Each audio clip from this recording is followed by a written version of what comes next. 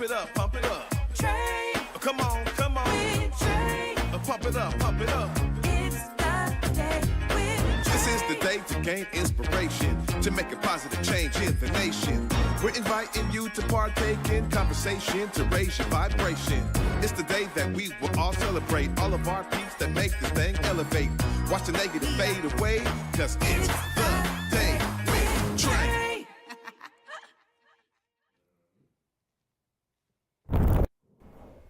Hey everybody, and welcome to The Day with Trae. I'm your guest host, Deontay Damper, stepping in for my girl Trae this week, and I'm so excited for our guest today. You know, when we talk about black women in our community, there should be a definition of saying there is nothing she can't do. All black women that I know.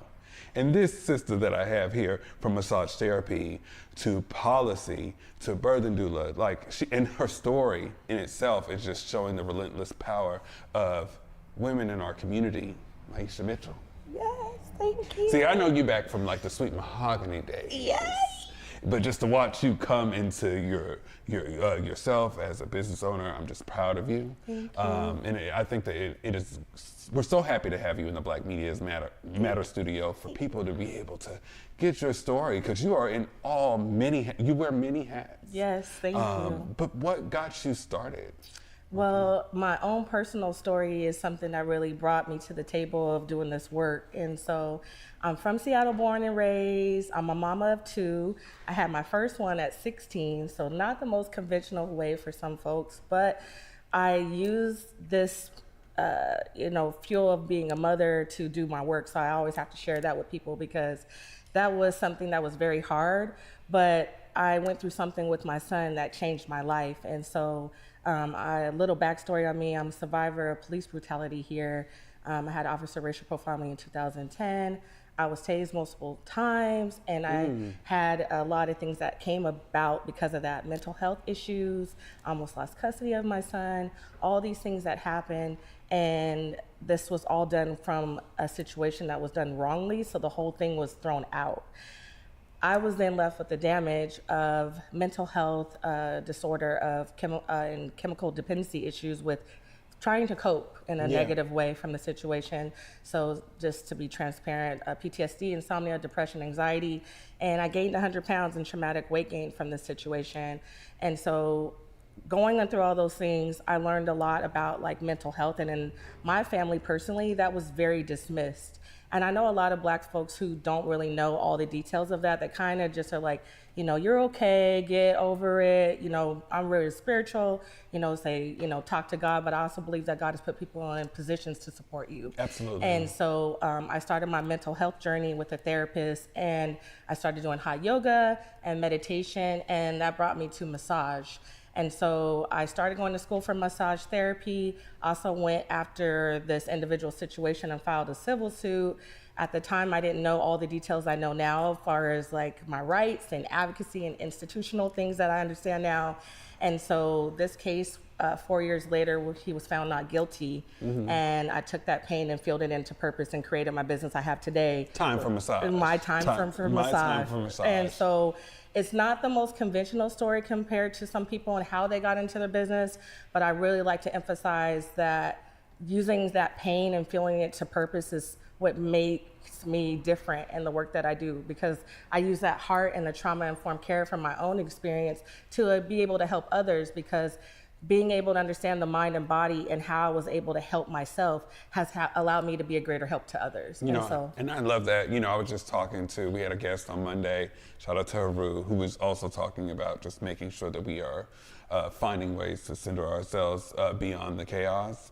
And with all of the things, one, thank you for sharing that journey. I too am clean and sober in my space, and also dealt with psychosis. But being able to stay relentless and then creating time for massage, how did you like when you opened this space, did you know that it would turn into spaces like policy and birthing doulas? How did you end up pivoting into that? No clue at all. And this is something that's I'm grateful you asked that, because a lot of people think that you have to have a degree or this is something that you have to have known all your life. It's not. It's like you know it all your life through lived experiences, because some of the things that we know in policy, we don't understand how they impact us directly. And so when I started doing work for massage, I noticed a trend of seeing people who didn't look like me.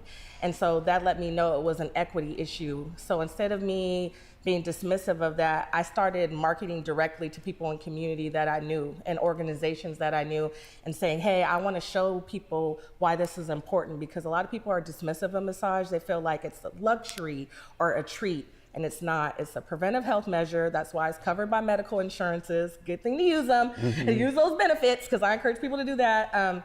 But a lot of people don't understand how we can be able to use all the tools that we're given. So with knowing that was an equity piece, I started doing advocacy in that way on my own.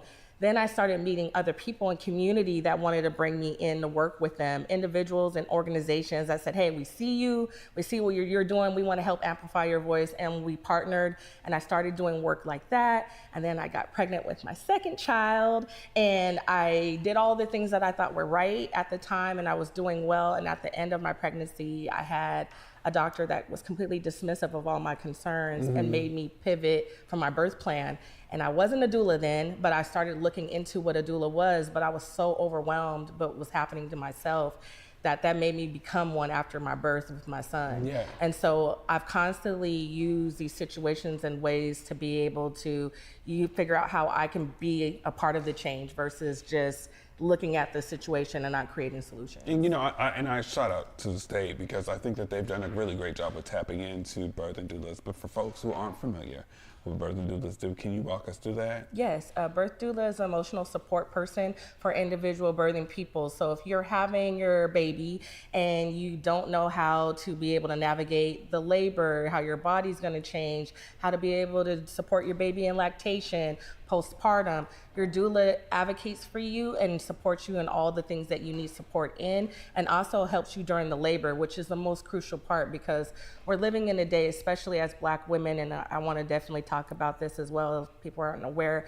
the Black maternal health crisis is a major crisis. It's not something that we should be dismissive of. Black women are dying 2 to 4 times greater, depending on the area in the country right now, than any other group.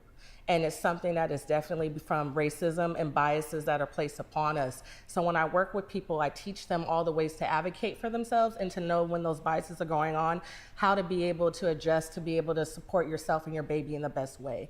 And so the way that I doula may be different from some ways that other people doula, but that's why it's important for you to know the differences for yourself so you can have the right person for you. Yeah, absolutely. And and thank you. Shout out to my friend just had a baby last week. Yes. She's like, I got a birth doula. I didn't even go to the hospital, but just that support. Yes. And dealing with, I think it's one of the things that we don't talk enough about in community is like the postpartum and the postpartum Yes. that we hold. What tips can you give to some of our community members that might be either looking into getting a doula or even looking into therapy, because that's another job you got. Yes. But I want to focus more so on the doula part. So for doula, I would say you look into these organizations. We got a lot of great organizations that have doulas for free that also do referral programs. So that will help you to kind of navigate what personality could be a best fit for you. If you're looking to know someone, who has a doula, ask your friends and other people in community who maybe have had a doula. And if they haven't, these organizations are great to be able to tap into local resources, because they really separate what type of doulas are out there and can help you find what you need. As far as postpartum care, I really encourage people to do mental health support. There's perinatal mental health therapists that can help you with the postpartum period. It's a different level of therapy. It's specifically focused on that before and after care during your expectant period and after you have your baby. And so also to do workouts. So even if you're doing walks with your baby, yoga, meditation, body work, I do prenatal and postnatal massage. It's really important. I always encourage people, chiropractor, acupuncture, whatever you feel is best for your body and care, because it's a lot of changes in a short period of time. And often you're very dismissive of yourself after you have a child because you're so focused in on them. But the best way to support your child is also on how you support yourself. I know that's right. I need to write that down. Make sure I send a couple of my friends. But I think that it's really important. And I want to just shout you out because you have two business. Well, you have one business, but you're doing so many different facets, from policy to doula to massage therapy, and being able. And we believe in supporting Black businesses out here. What are some of the challenges that you've had to overcome? So doing this work, I didn't know a lot of the business background. And again, I don't have a degree, y'all. So for me, I didn't have this business background and understanding of like, hey, this is how you go after business funding or this, that, the other. So I've completely been self-funded, which is hard because when you have to do everything on your own, some people don't understand as a business, like, I don't get sick pay, I don't get vacation leave, I don't get, time off. I have to build all of that with my own income. So that's the harder part to doing a business, but it's also a beautiful thing to have where you make your schedule, all the things that come along with it, the perks that you have of being an independent owner. Some of the challenges that I face is because I am one of the few, there are other Black-owned massage therapy practice, but I am one of the few that really focuses on community equity. And that comes with challenges too. There's people who don't always want to see you do this work. There's a lot of gatekeeping that happens. Folks who are unfamiliar, there's folks that really do, not want to see this program I created exist. I created the first free massage program in King County. I have 170 people who've intake so far. This last year, I went through a lot of people who did not like what I was creating. And that also affected me mentally, physically, and emotionally, and affected how I could do the work. I'm a human being. I'm not a robot, so it's like, this is real emotions and this is my baby, and I really want to help as many people as I can, but the same things that I'm fighting for others, I'm experiencing too. So this is the reality of when you're doing community work that isn't always shown, especially when you're a Black person fighting for Black people. Absolutely. And, and I appreciate that. And I think that one of the things that is hard sometimes is having to, but you still have to face it, right? Regardless of anything, it could be good, bad, or indifferent. And I just appreciate you for not stopping, for continuing to be relentless, for sharing your story and being transparent, sister. And I appreciate you coming in with us today. But what I do want to do is support your business. Yes. So you got to do us a favor and look right here in the camera and let us know. Yes. So my business is called My Time for Massage. Right now, I'm going to be starting a GoFundMe for my new space. I really want to make this a bigger than life experience. So I have 2 treatment rooms now. My goal is to get 3 to 4. I want to be able to have a community space that continues to grow and thrive.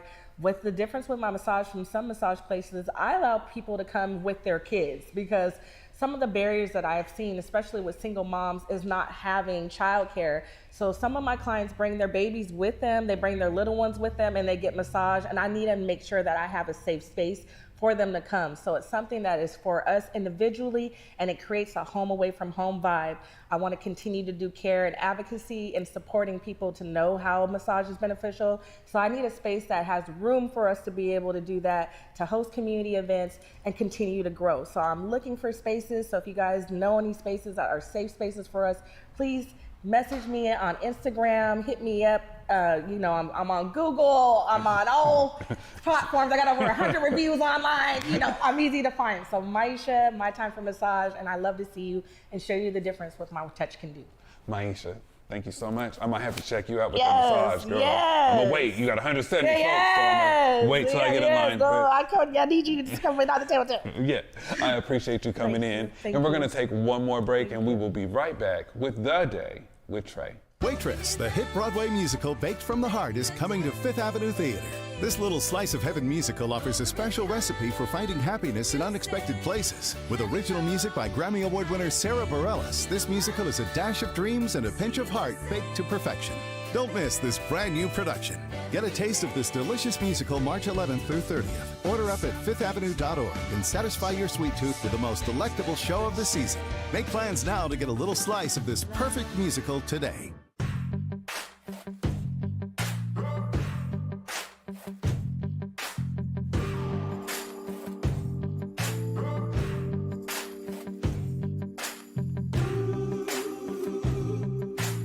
Getting the scholarship really changed the conversation. It went from No, I can do school in my free time and make it work, to I can only focus on school and I can be the best I can be every single day. I can soak up everything. I can read before class and make sure I'm not just learning enough to pass a test. Like, I could really pour all my time into school. That's what having a Seattle College Foundation Scholarship did for me. Seattle Opera presents one of the world's most popular operas, Mozart's The Magic Flute. Called an international sensation by LA Daily News and dazzling by San Francisco Classical Voice, this new to Seattle production featuring eye-popping animations is perfect for the whole family. Don't miss Mozart's The Magic Flute, February 22nd through March 9th at McCaw Hall. Details at seattleopera.org. I am so grateful for my girl Myesha Mitchell coming in for my time for a massage. I need to tap in, y'all need to tap in, and let's continue just to uplift her.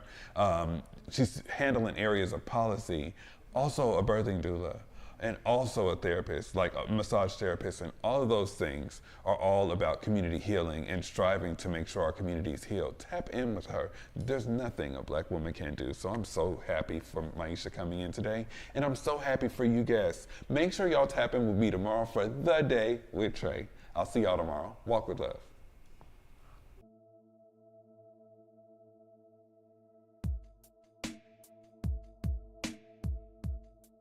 Converge Media produces culturally relevant content for Black and urban audiences. Our coverage is raw, transparent, and objective, praised by community leaders, government officials, and residents. Support Converge Media today via Venmo, Cash App, or PayPal at Converge Media.